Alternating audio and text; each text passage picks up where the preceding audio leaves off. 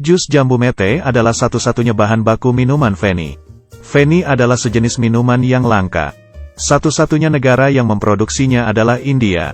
Keluarga ini menggunakan cara tradisional untuk membuat minuman Feni, tapi jus yang dihasilkan dari injakan. Kelihatannya sangat aneh. Ini adalah cara tradisional dan sudah berlangsung 500 tahun. Sekarang sudah sangat jarang orang yang menggunakan cara ini. Pria yang mengenakan sepatu itu bernama Santos. Mereka sekeluarga membuat Feni dengan cara tradisional, kemudian menjualnya. Tiap bulan Maret-April adalah musim memproduksi minuman Feni. Tiap subuh, Santos sekeluarga akan pergi ke tanah mereka dan mencari jambu mete yang sudah matang. Menggunakan tangkai yang ujungnya memiliki jarum untuk mengumpulkannya. Nenek tua ini adalah orang yang paling tua di keluarga. Dia sudah membuat Feni selama 60 tahun. Setelah suaminya meninggal, dia yang melanjutkan bisnis minuman Feni keluarganya. Pohon jambu mete sangat unik. Ia bisa menghasilkan dua jenis buah. Satunya adalah kacang mente. Satunya lagi adalah buah jambu mete. Kacang mente berada di tengah-tengah buah. Dan yang digunakan untuk minuman Feni adalah buahnya. Setelah terkumpul penuh, sekeluarga bersama-sama mengumpulkannya dan menjualnya ke pabrik olahan. Pabrik olahan akan melakukan proses selanjutnya dan pembungkusan. Kemudian dijual. Sekarang saatnya beraksi dengan sepatu. Santos sudah membantu ibunya dari kecil. Dengan pengalaman selama 25 tahun. Untuk mengeluarkan sari-sari buah.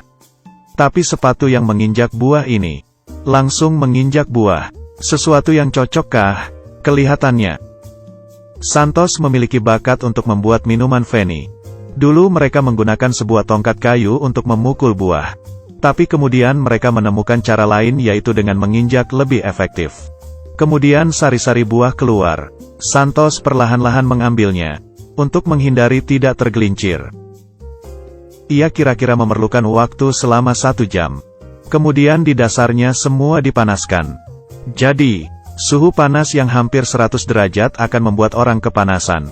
Setelah selesai, hadiah yang paling berarti adalah segelas jus jambu mete. Ini mungkin tidak akan bisa terbeli di toko. Santos mengumpulkan hasil injakannya menjadi satu. Kemudian mengikatnya dengan tali. Ini mau ngapain ya?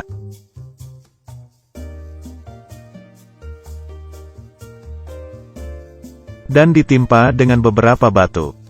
Tujuannya adalah untuk memeras setitik jus terakhir. Dan ditahan selama 2 hari. Bila menggunakan mesin, akan lebih mempermudah dan mempercepat proses. Tapi Santos tidak melakukan apa-apa. Dia berpikir mereka orang miskin. Tidak sanggup untuk membeli mesin dan hanya bisa menggunakan kaki. Dan mesin juga mudah berkarat. Bau karatan bisa mempengaruhi kualitas minuman. Dengan menggunakan injakan kaki barulah bisa murni. Keesokannya, buah yang sudah kering dibuang. Lalu diberikan ke petani untuk dijadikan makanan sapi. Kemudian tiap ember dilakukan penyaringan. Biarkan jus jambu mete berfermentasi selama 2 atau 3 hari. Kemudian dituangkan ke dalam wadah. Di saat yang sama, nenek tua membuat tali untuk menutupi wadah. Dia mengambil kain dan tanah. Tanahnya diambil dari lubang ular antole terdekat. Karena tanah jenis ini lebih halus. Dengan begitu bisa menutup wadah dengan lebih baik. Nenek tua meletakkan tanah di sekeliling. Untuk menutupi tidak ada udara yang keluar. Kemudian menyalakan api untuk memanaskan jus. Proses ini kira-kira memerlukan waktu 8 jam. Jus yang panas pun beruap. Setelah itu melalui pipa, melewati tempat yang penuh air. Uap pun berubah menjadi cairan. Dan perlahan-lahan keluar dari pipa. Tapi ini masih belum proses terakhir pembuatan minuman Feni. Masih harus membiarkan cairan kembali ke dalam wadah kemudian didistilasi. Selama 7-8 jam. Hingga sampai suhu yang cukup. Di saat yang bersamaan. Di saat alkohol mencapai 40-45%. Minuman Feni pun jadi. Santos yang memiliki pengalaman ini bisa memeriksa dari gelembungnya. Apakah berhasil atau tidak? Di saat setelah gelembung membesar dan perlahan-lahan terpisah. Sudah oke. Santos berpikir, minuman Feni rumah mereka sangatlah murni. Sedangkan tempat lain, mengandung bahan tambahan kimia dan zat campuran. Tiap musim, mereka bisa membuat 175 liter minuman Feni, lalu dijual ke penduduk sekitar.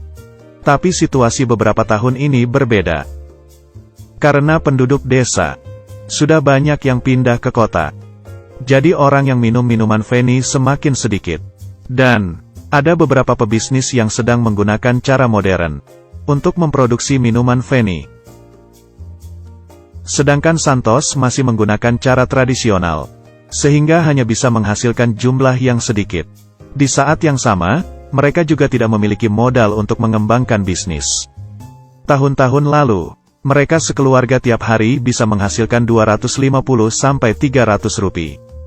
Kira-kira 50-60 ribu rupiah. Dan tahun ini semakin berkurang. Bagi keluarga Santos, mereka tidak bisa memastikan mereka bisa bertahan berapa lama. Tapi ini adalah satu-satunya usaha mereka selama belasan tahun. Mereka sangat kebingungan. Bagaimana dengan masa depan mereka?